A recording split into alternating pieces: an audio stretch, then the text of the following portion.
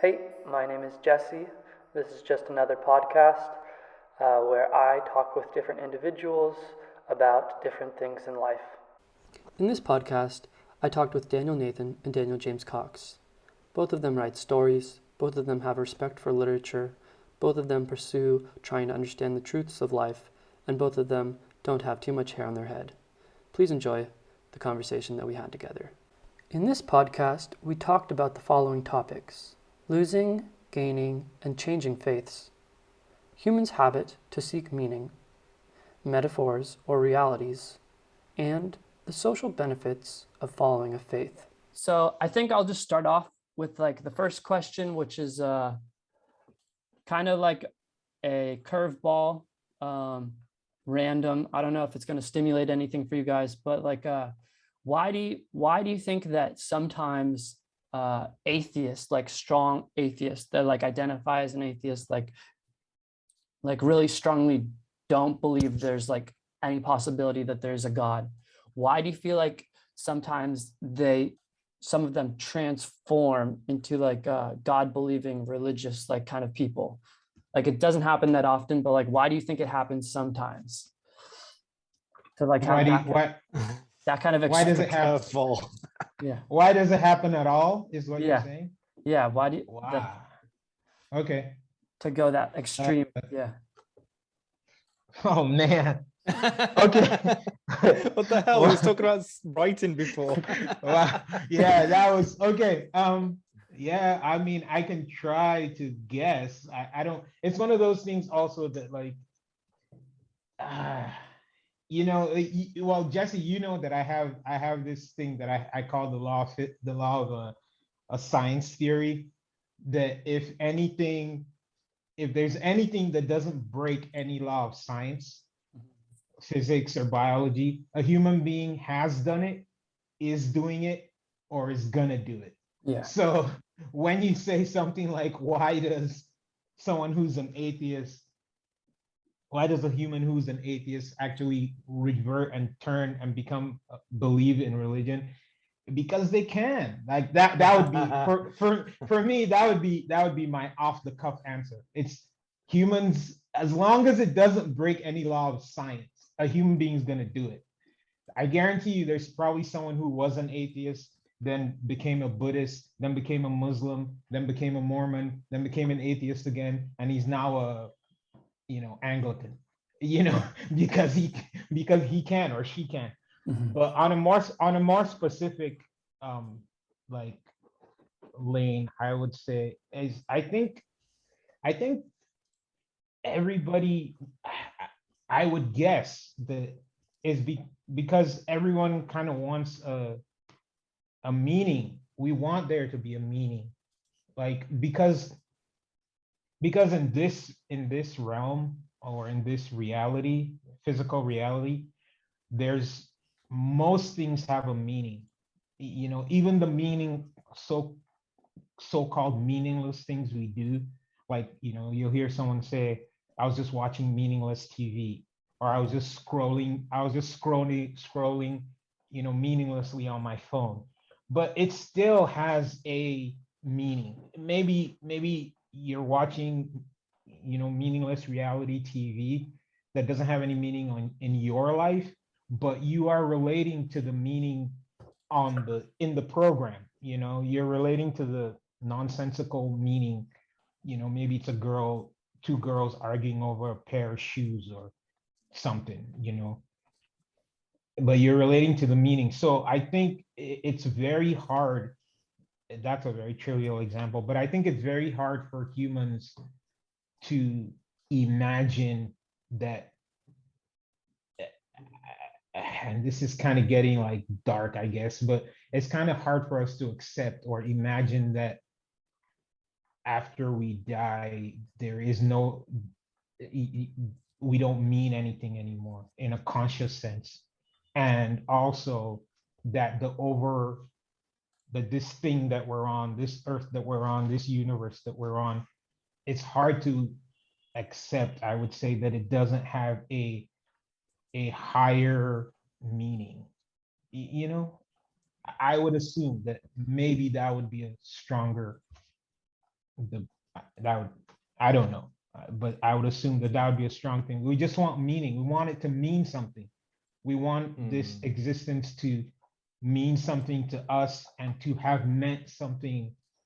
It was created for a purpose, or it's here for a reason, whatever that. Is that because meaninglessness is like a feeling or sensation of insignificance, and then that's like a form of suffering for humans? So then they exert effort to create meaning. Is that what's going on, do you think?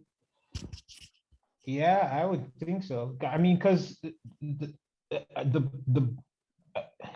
I'm no religious expert at all, but I think that the birth of most of the birth or the origin of religious expression, from way back, way back caveman times, I think it was just for an explanation of meaning, like to give what does the thunder mean? What does it mean when it rains? What does it mean when all my cattle die? What does it mean when my grandma dies? What does it mean?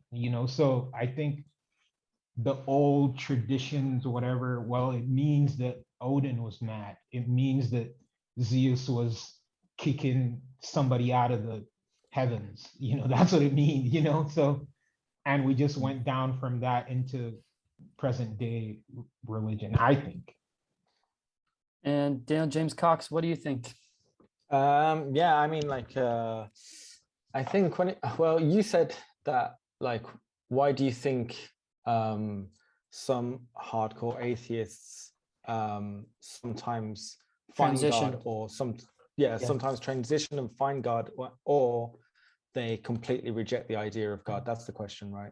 No. Like, let's say hypothetically we have individual A, like self-identifies with the concept of an absence of a creator God, right? And then in their intellectual and conceptual framework, they cannot conceive of the possibility of there being a creator God. And how do they go from that headspace and transition into this headspace where they truly believe, from like an intellectual and like maybe intuitive space, like this is how the universe is? There's like an all-pervasive, omnipresent, omnipotent creator that's like controlling everything, creating everything, fabricating everything simultaneously in like all of its complexity. Like, how does that transition sometimes occur? I think the best way to the best way I could explain that is just simply because of the word transition. Like, if we say, like, here is complete atheist, doesn't believe in God, and then this is just like completely love of God or fearing God, you can have like this line in between would be like,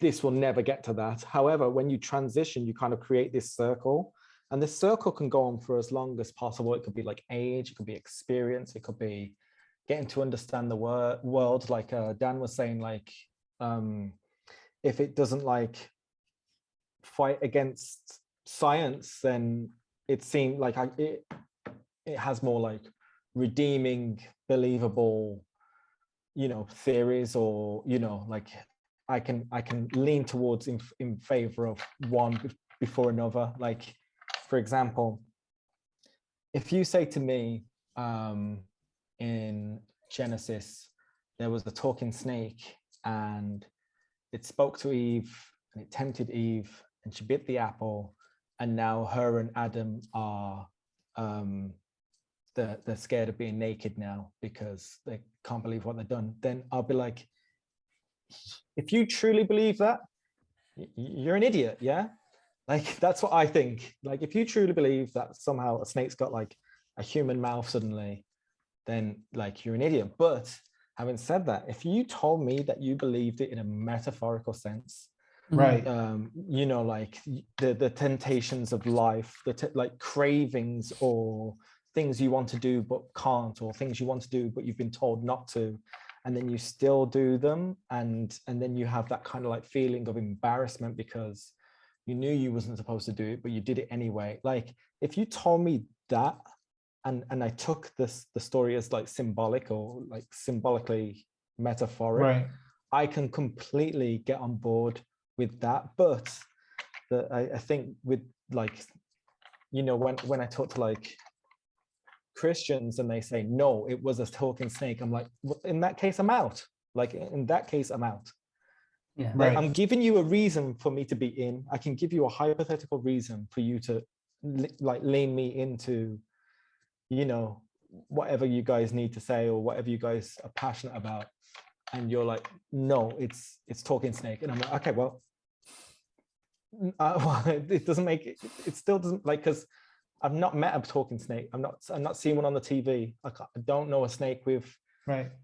similar palate to like a human's. Like even by an evolutionary standpoint, like there would be some kind of hints that could have happened. I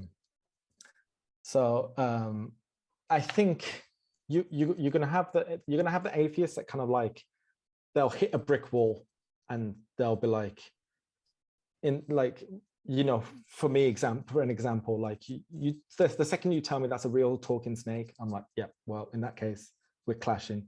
But you know, like some people might like I said, like transition with like life experiences, just maturity. They've delved into different religions, so they have like an idea of one that they can link themselves to.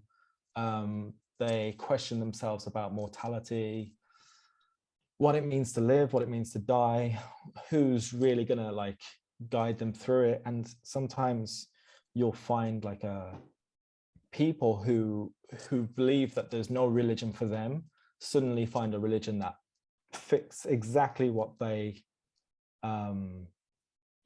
believe in, but they just didn't know they believed in it. It's only when they studied enough that I was like, oh, actually this fits everything that I can agree with.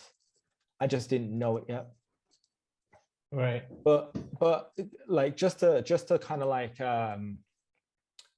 I was talking about this the other day because I was looking at like Freemasonry for some reason, and it was talking about Solomon's temple and how he used his ring to command demons to create this temple.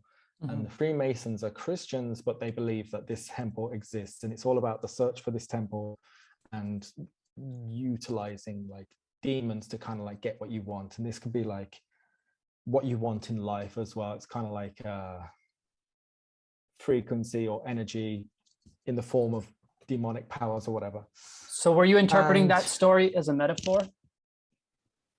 Oh yeah, of course. I don't believe. So how did that story translate as a metaphor? Have you thought through about that already? Yeah. I thought about that already. I just thought like, if you've ever watched the documentary The Secret, like if you want something so much, that's all you'll think about. And then if you concentrate on thinking that thing, it becomes a habit, and then doing the thing stops becoming the problem because you're thinking about it constantly. For example, like, you know, you paint art, and for a time you painted art like more or less every day or every other day kind of thing, and you was very disciplined in doing that. And I was looking at you and I was like, wow, like you do this so much, like where do you draw your inspirations from? And then I think I asked you that at some point, and you was just like, I just get the pad out and I start drawing and whatever comes to mind.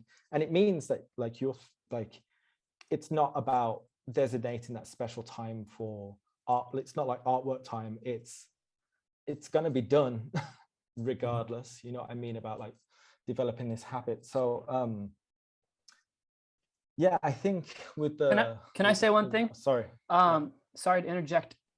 There's this quote that I heard from this guy. He does like this animal movement stuff. His name is Ido Portal. Have either of you heard of him? Ido Portal. Yeah. He said something recently. He does martial arts too, right? Yeah, like I don't know too much about him, but basically it seems the little I know is he's like gone all over the world studying different people, like and their understandings of different types of movements. So it could be martial arts, yoga, or some kind of like kinesthetics or something, like everything about the Right. movements of the body, and then he's like mixing them all into this big movement culture and like observing animals and how they move their bodies and do different things, and he's just trying to like mix it all together.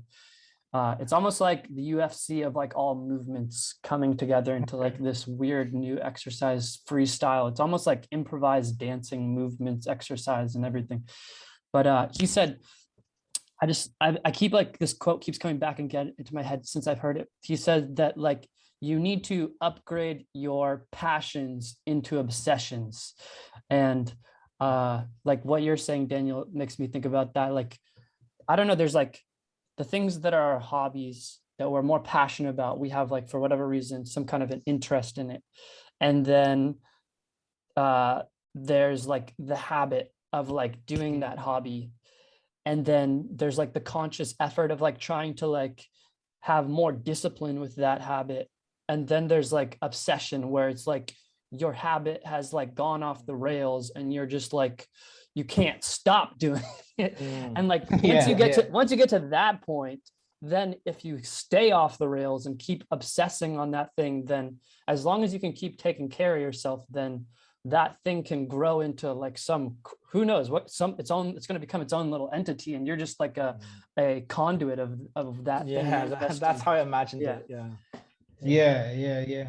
It's kind of like what's his name, the famous Charles Bukowski quote. Where find your love and let it kill you. Find what you love and let it kill you. That's because something's gonna kill you. So it might as well be, we can't escape. Something's gonna kill you. So it might as well be something you love. At least 100%. You were enjoying it. So, but I think also the transition that we were talking about earlier. I don't know if you guys are still staying on that, but just to write on what Daniel was saying earlier, is that whole like the transition is easier when it's non-literal, but and the thing about that is it's like when it's metaphorical. When you say a literal, it's metaphorical, because the thing about that is there's a lot to gain. At least now there's a lot to gain in, I would say, a lot of places by subscribing to a particular religion. So I think that if someone can make sense of it, for example, I would suspect that someone who's an atheist is understandably more likely to accept it, the doctrine of pretty much almost any religion, in a metaphorical sense than a literal sense, because and the driving force to do that, there are a lot of things that could drive someone to do that, like community. I mean, we're social animals. Social respect. People identify with it, and then they connect with each other, and then if they use that as a metaphor to interpret life, then it becomes like what is it? I can't even think of the word right now, but like some kind of a platform to communicate using that kind of jargon to like see the world through that lens and perspective. Because if you get down to the nitty-gritty of it, like there's huge religions, right? For Islam, Christianity, Buddhism, Hinduism, there's Mormonism, huge religions, millions, maybe billions, some of them, of followers.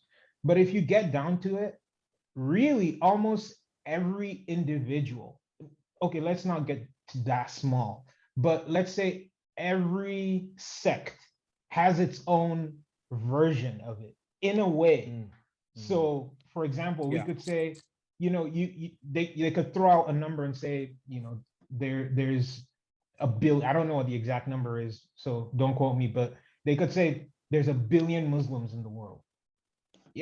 But when you break it down further, there's like Sunni, there's Shia, and even that there's like the Sufi.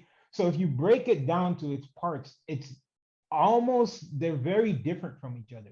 However, if you get up and say, I'm a Muslim, and you go to a Muslim country, you will gain the benefits, the social benefits of being a Muslim at face value.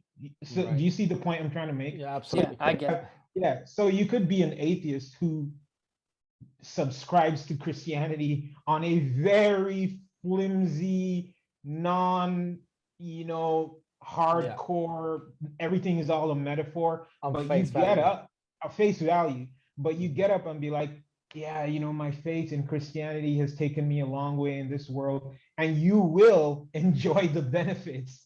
You make a statement like that, you will enjoy the social benefits that come with being a Christian, if there are any in your Yeah. immediate circle. You see So what I mean? one, So oh, yeah, sorry, carry on. go ahead. Oh, so like I just want to say this before I forget, but like what I was saying about like Freemasonry is that it was talking about using demons to create a temple, and Freemasons in this world, they are trying to unlock that power to find this temple, and they 100% believe it's real, and they have all this, like I don't understand it, but like they have this jargon, they have these rituals, they have these names, they have these personalities of these demons, and Whoa. it's like, to them, they believe it, and if they want to curse their neighbor, if they want to gain notoriety, popularity, wealth, they believe that these demons can help. Now, the thing that I was trying to say about the whole going for full circle kind of thing is that, like, if you believe in it, it's true. Because if you choose to believe in it, it's true. Because, like, let's say you absolutely believe in God, or you don't believe in God, or whatever, like this is your world. This is it's my world too, but it's your world.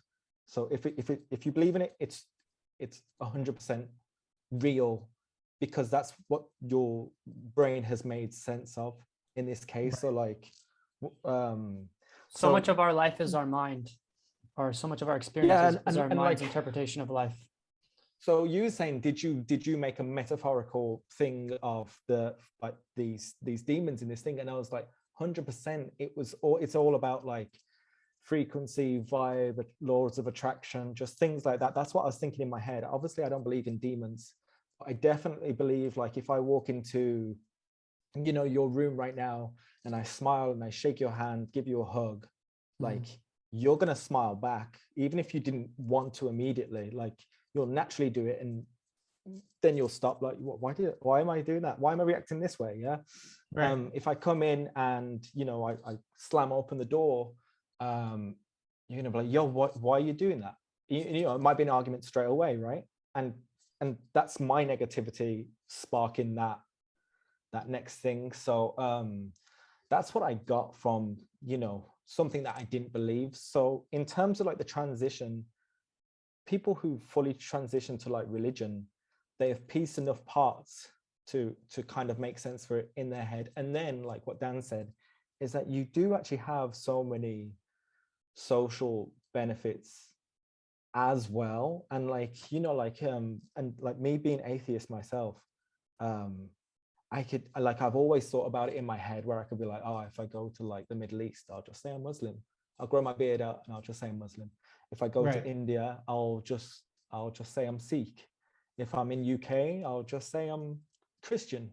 And depending on where in UK, I'm Protestant or Catholic, like, and if I'm in, I don't know, like Thailand, I just say I'm like Buddhist. Like, I can say that, right? Because I have a basic knowledge of all the religions. So it's just like being a chameleon, but I just feel a little bit like I'm cheating the system, and I'm cheating myself. And also, when you dive into somebody else's world, not only you kind of insulting them, you're kind of insulting yourself. Like, you're insulting your own integrity. But if you didn't have morals, that's easy, right? It's super easy. So but yeah, then like and I would venture that there are more people than we would probably be comfortable with that are doing that exact thing. 100%, And 100%. a lot of them, I would think a lot of them aren't doing it after having considered it the way you just did, where you're Yeah. like, there's social benefits. Okay, this is what I'm gonna do. I think a lot of them just do it as a pure survival, Yeah. being the fittest that survives, Yeah. as a tool for being the fittest that survives. Yeah. Because for example, okay. if you're a good orator, you're good at talking, you're able to convince people, and all of a sudden, as you grow up, you come across this tool, you come across, religion or whatever, it would not be hard for your brain to latch onto it, and all of a sudden you become a televangelist and you're making millions flying around in a private jet. Why wouldn't your brain make you do that? So you may not sit around and be like, I have this evil plan, I will be a televangelist and have private jet. That may not be the conscious path you take, but you're in second grade, third grade, fifth grade, and you're like the class leader. Everyone happens to listen to you. Maybe you're a little taller than everybody, that kind of thing. And then your parents are taking you to church, and it just, your brain will naturally draw you towards it, I think. So I think there are a lot of people who don't, and which is what leads to the whole sect of the thing. Like I think that leads to the whole breaking into pieces of so many religions. Even there's Tibetan Buddhists and different kinds of Buddhists and different kinds, just simply because it's not really that the people believe in the actual talking snake story. Right. It's that